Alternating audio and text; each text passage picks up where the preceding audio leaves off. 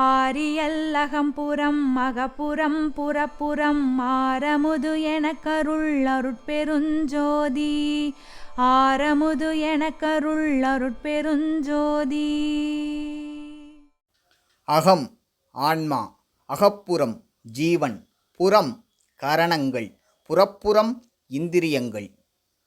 அகம் என்பது ஆன்மா, இது தனித்து இருக்கும்.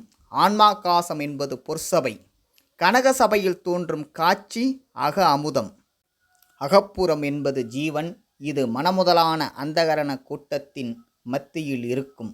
ஜீவாகாசம் என்பது சிற்சபை, சிற்சபையில் உண்ணும் தெள் அமுதமே அகப்புற அமுதம். புறம் என்பது கரணங்கள்.